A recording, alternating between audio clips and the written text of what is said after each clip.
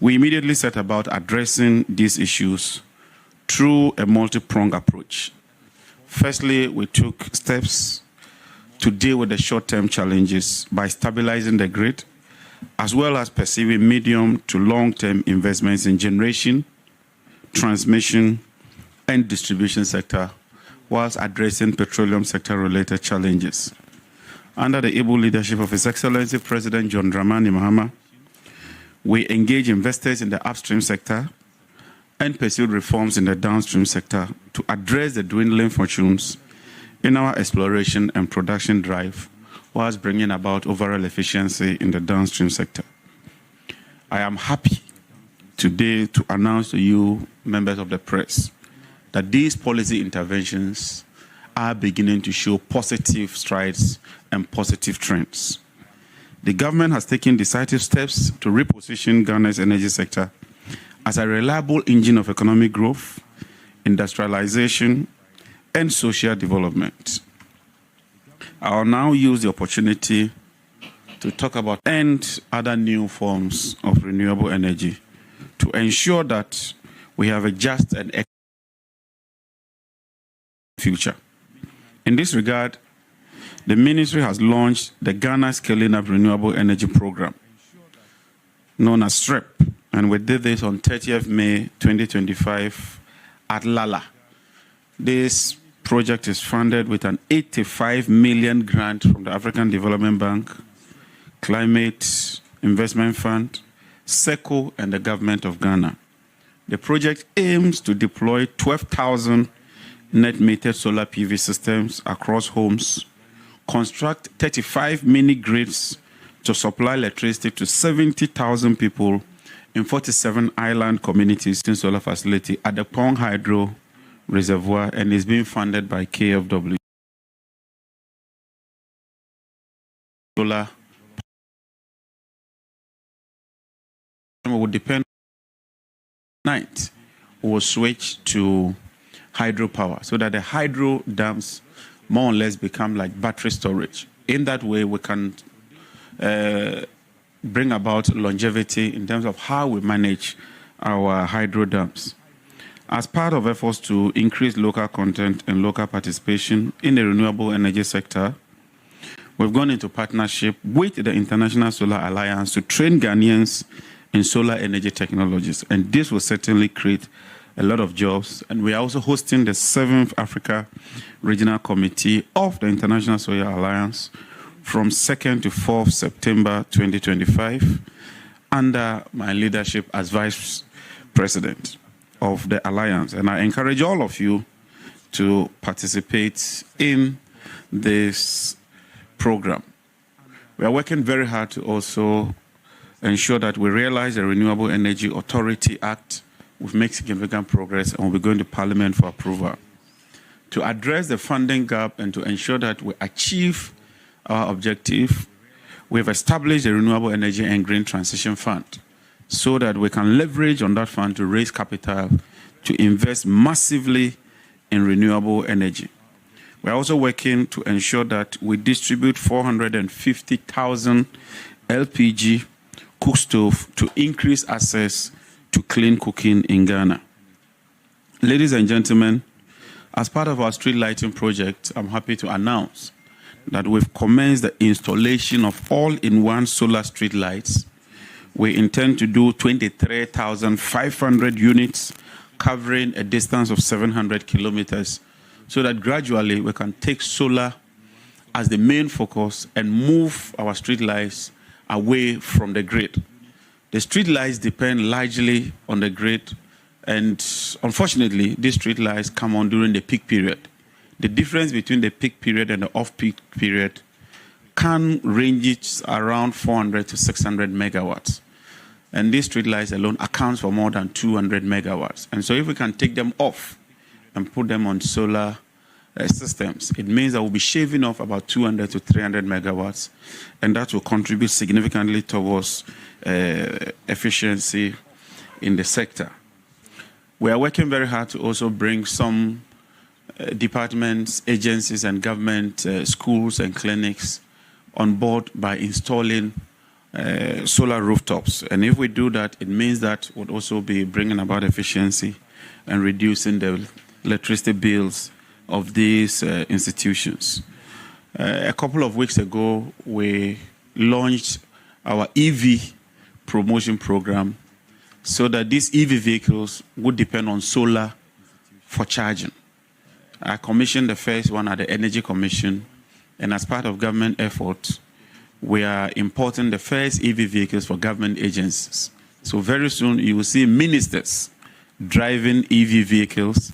We'll roll it out to other departments, and heads of agencies, some of who are here, would be driving EV vehicles powered by solar power. We will, in collaboration with the private sector, extend it to commercial drivers and other users so that EV vehicles would become a norm as far as the nation is concerned. This year, the ministry is developing a 5-year strategic document for the implementation of renewable energy and our green transition agenda. This will serve as a blueprint to guide us so that Ghana can make strides when it comes to renewable energy. May I now, with your permission, turn my attention to the power sector. That is the electricity sector. Ladies and gentlemen of the press, we can confidently say that Ghana's energy sector is indeed showing signs of stabilization and improvement, driven by ongoing reforms aimed at addressing both technical and financial challenges, as well as modernizing infrastructure. The persistent and erratic power outages that had plagued the country when we assumed office during the beginning of the year has witnessed a remarkable improvement and reliable supply of power. And you can attest to the fact that we are now experiencing reliable, uninterruptible supply of power. This Sunday, when we were undertaking the upgrading of the ENI facility to increase gas production, some people went to town and christened that Sunday as National Doomso Day. Fortunately, through the collaborative effort with all the stakeholders and our technical team, we were able to conduct that operation successfully without switching even 1 megawatt off. And when I went to social media, some people said they were very disappointed. Others said that the Honorable Minister had forgotten that he has to switch the lights off. It all attests to the importance of electricity, and we'll do everything we can to ensure that we build on the gains we've made and consolidate the gains we've made. As you may recall, I directed a comprehensive program towards reducing the incidence of unplanned outages because it was becoming too much. This program involved patrolling and mapping overhead line feeders, identifying construction defects and interference from structures such as buildings, billboards, vegetation, as well as those from rainfall. We identified most of these defective equipment and lines and have been working on them aggressively. And I want to commend ECG under the leadership of Engineer Kwekwana for the tremendous work they've done so far. They've constituted 4 gangs alone for Accra, working on a 24-hour shift in line with the President's vision. And when we identify a problem, they're swiftly moving to address those challenges. To add to that, they've procured about 200 new critical transformers to beef up the distribution system to ensure that we reduce the outages.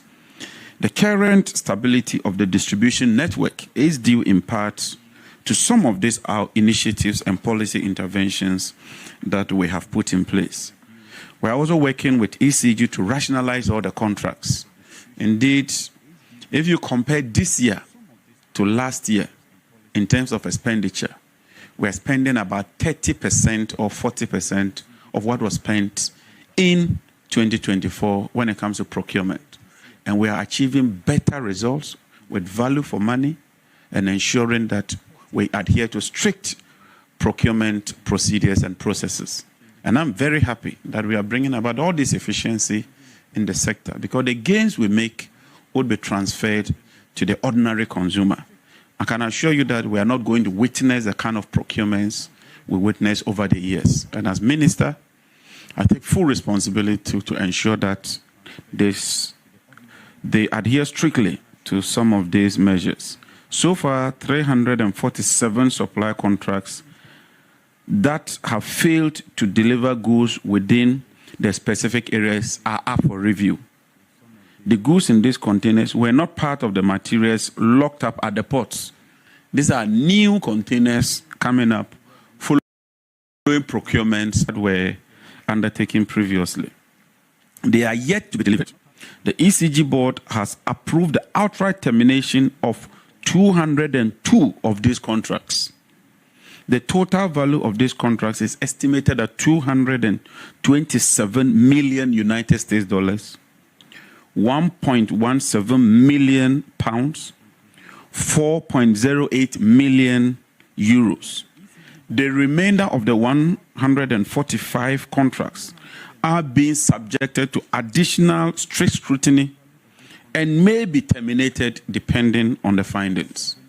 We are determined to ensure that we clean the sector. The ministry has also signed some KPIs with management, and management has also signed KPIs with the regional office and will hold them to account. We are implementing a new billing system, and we've done that in record 3 months. When we assumed office, we realized that the billing system was not fit for purpose.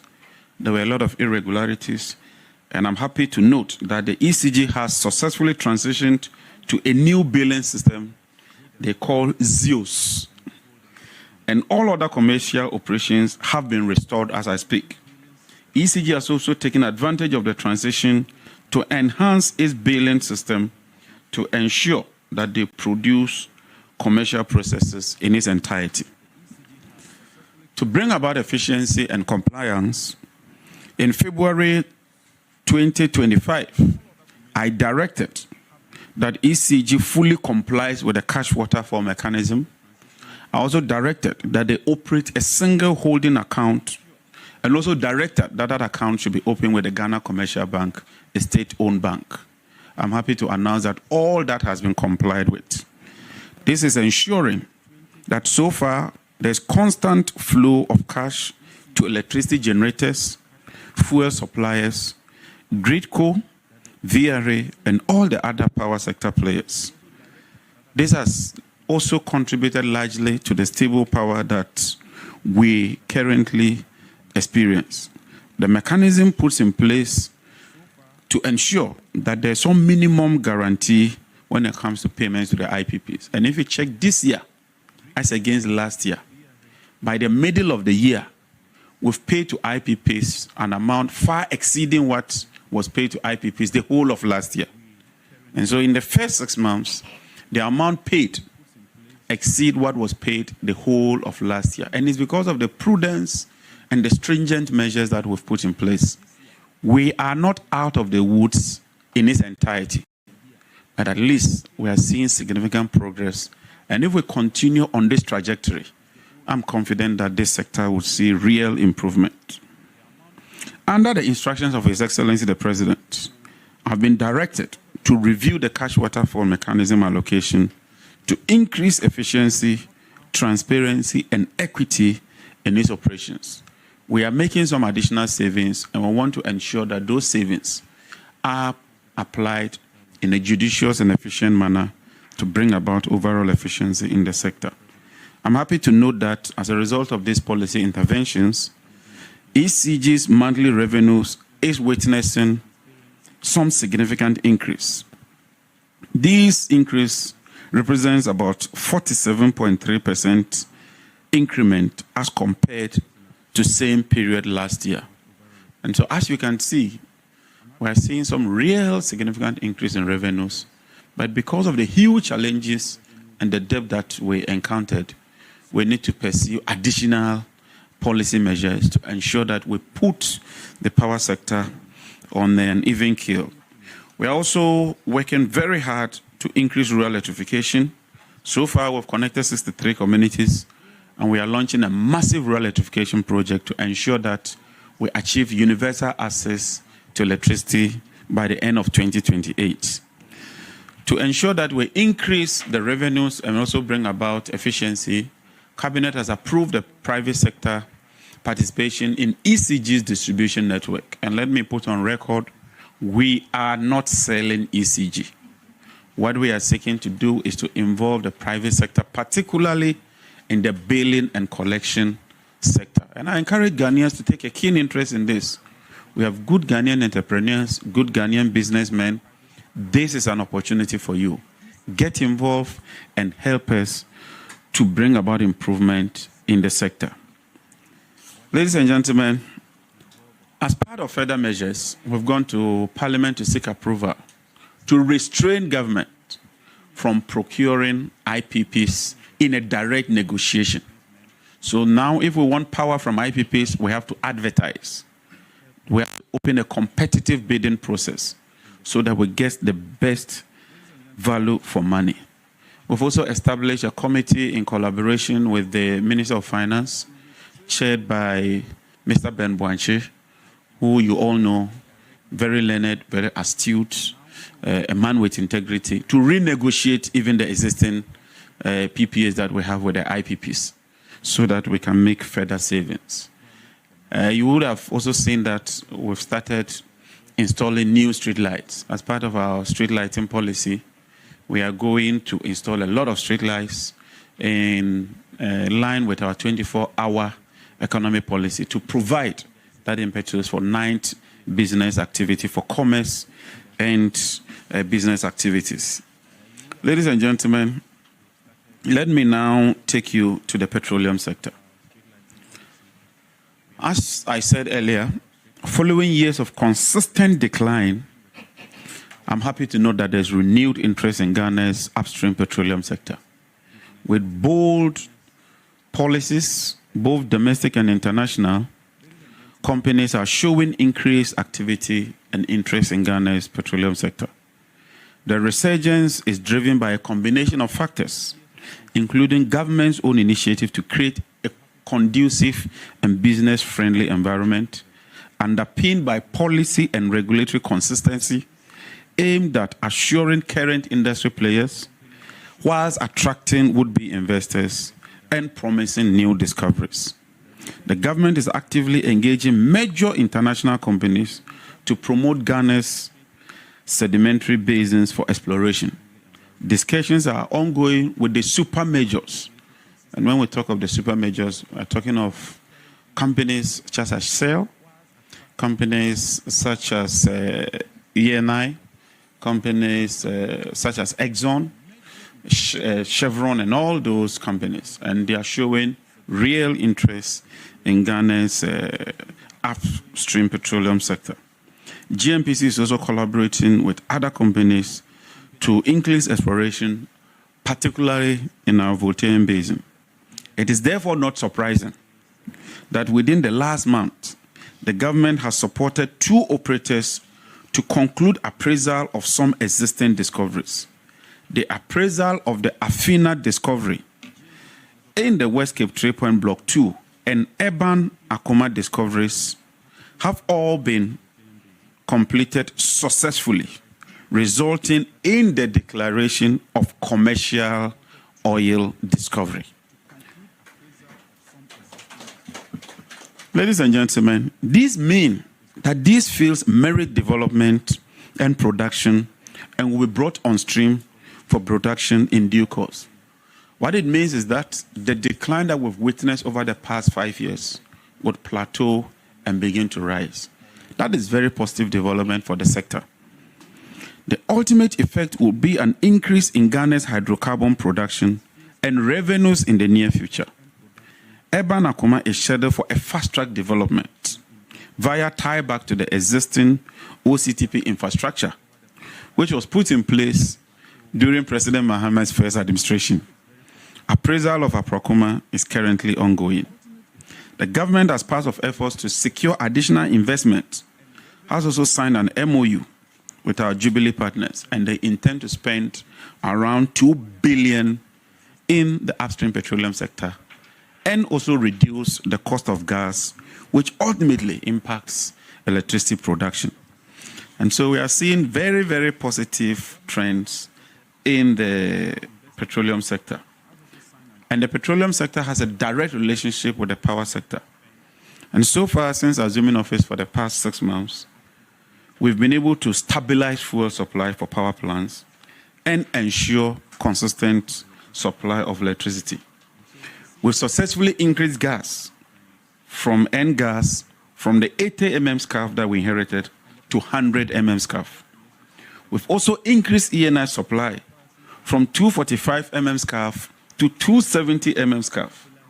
Jubilee is also increasing its gas by 30 mm SCAF. So this is a 3-pronged positive news approach when it comes to the production of gas. And that ultimately means that we are saving a lot of money and also addressing the issues of energy transition. These strategic gains are helping to reduce reliance on expensive liquid fuels and enhance generation efficiency. We're undertaking a lot of cost-cutting measures through the Petroleum Commission and enhance our regulatory environment. We are also undertaking some fiscal regime reforms.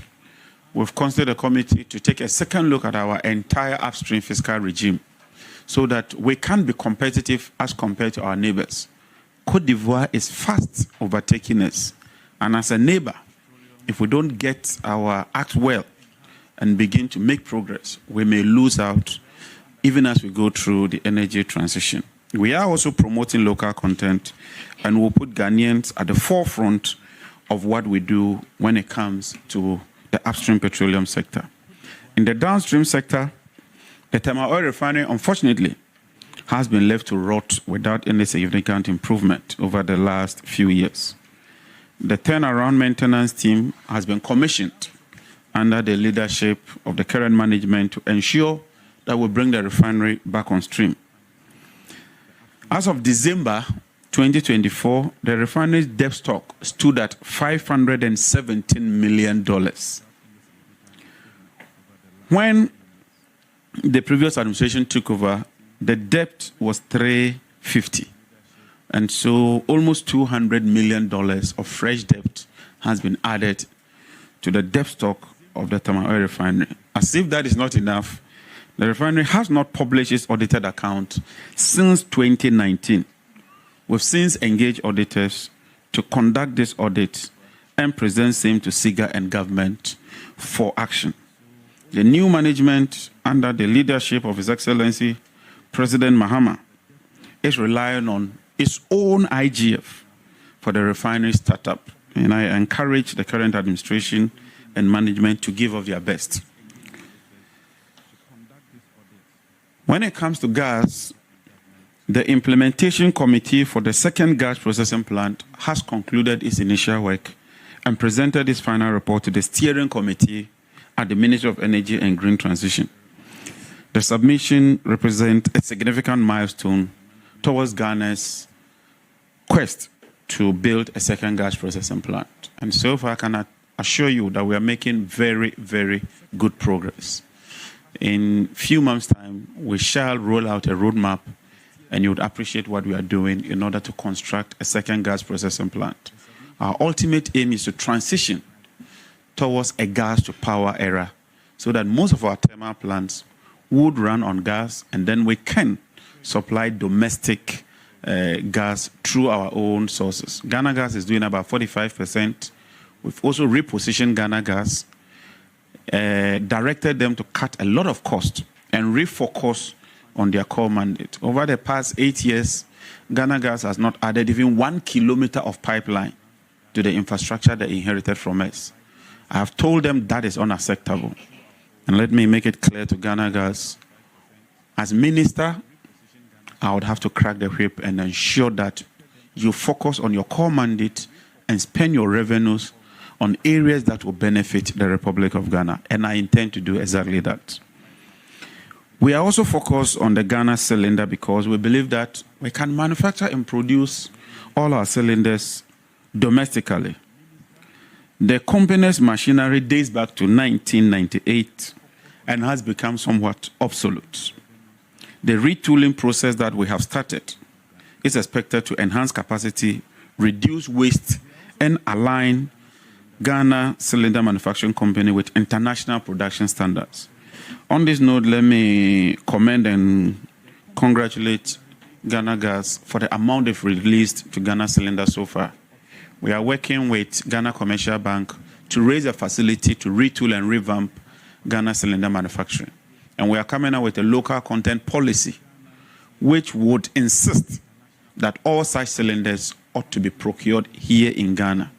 Once we have that capacity, we have to procure those cylinders and put Ghana Cylinder on the path of recovery.